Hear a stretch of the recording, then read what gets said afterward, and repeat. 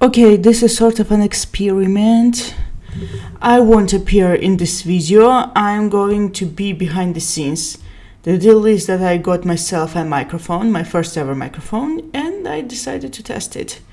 Either way, I have wanted to talk about this for a long time already. I originally intended to keep this behind the scenes, but I have thoughts and I want to share them. Maybe this shall resonate with you. I am here to share my approach to this topic, and I will address it only once. I intend to keep quiet about it in my future videos. Okay, let's do it. Greetings, welcome to the Metal Book Tavern. Welcome to this rant. Fact about me, I like discovering new things, especially books and music. Now, I have already made a video about a similar topic. Link in the description where I talk about sticking up to old favorites versus discovering new artists.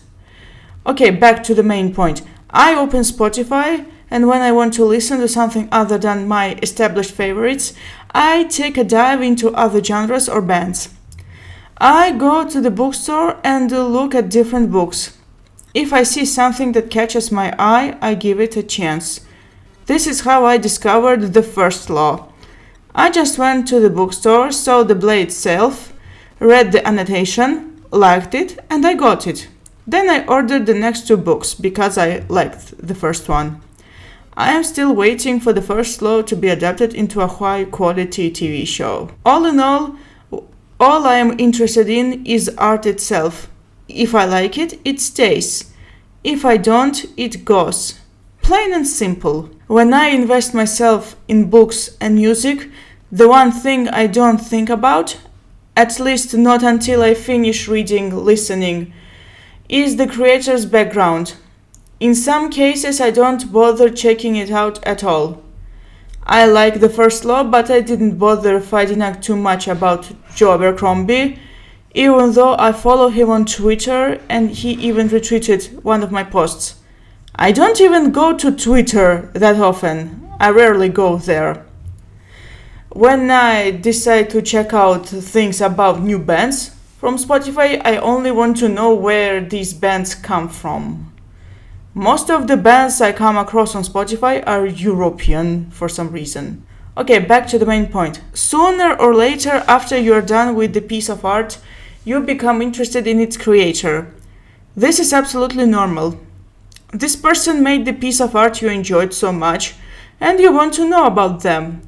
Or if the creator is super famous, information about them finds you. Hollywood celebrities are a prime example of this. And here comes the shocking part. You check out information on the creator and you find out something controversial about them. A lot has been said about such creators, especially in the last 2 or 3 years. In this video, I want to share my take on this. My take only. If you want to check out videos about the creators, I'm sure you can find such videos elsewhere. Part 1. A bit of backstory on how metal taught me to be patient. I'd like to start with metal. Not a particular band, but the genre itself in early days. Dig information on any big name metal band from the 70s or 80s, and you'll find out what they were up to. When I first found out about what they did, I didn't like it. To be honest, there is nothing to appreciate about the wild rock and roll lifestyle. And I guess most old rockers actually agree with this. Nonetheless, for me, music turned out to be louder than their lifestyle. By the way, I can say that the very first consequence of metal for me is that I became tolerant towards some forms of alcohol during my university days. I really like to drink wine, moderately and rarely, but still. It used to be fun. Nowadays, I stay away from wine and alcohol in general. I guess I have become a boring person. Wow, this podcast is becoming a podcast of confessions. Okay, never mind. I know that there are much more serious matters than wild lifestyle, but my point is simple and relevant to the topic of this rant. My love for music in general turned out to be stronger, and I can listen to music and I appreciate art. I appreciated music and I looked past the whole lifestyle thing. That was in the early 2010s. Fast forward to 2020. That was the year when controversies gained more attention than ever. People developed strong opinions on this. Now we have come to the point of this video. Part 2. How I approach creators with controversies. Here's what I do if I find out there is a creator controversy. I do nothing. Yes, I do nothing. I continue enjoying their creations, their books, their music, their films, and so on, like I enjoyed them before I got to know what happened. But that's predominantly my approach towards creators I am a long-time fan of.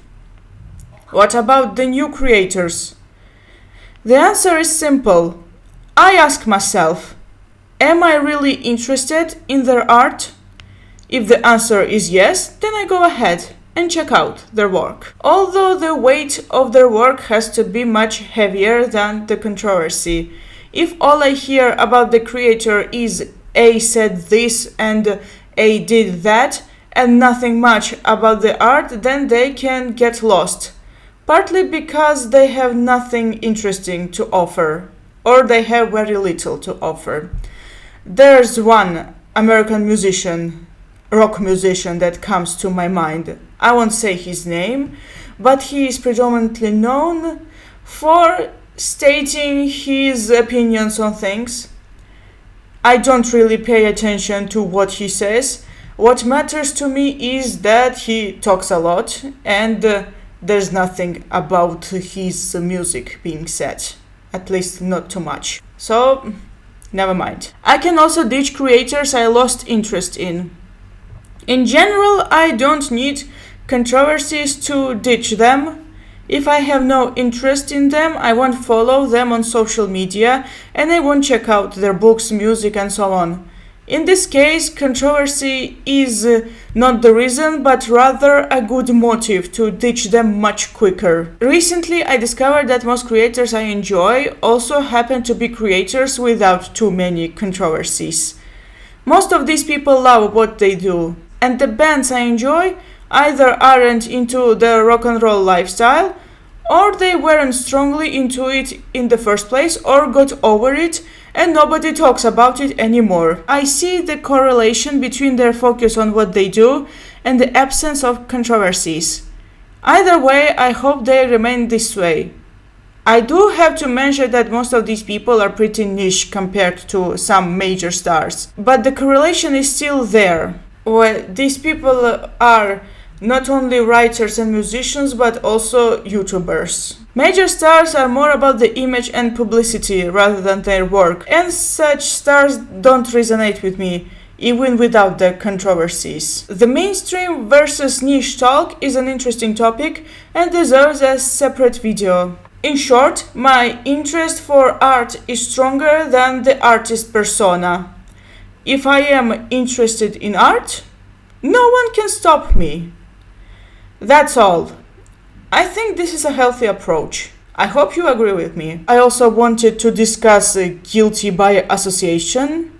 I mean, when the artist is under attack not for their actions, but for actions of someone else. But instead I'm going to finish this video. Guilt by association is needs a different topic, and I don't think I'm going to do that, but still.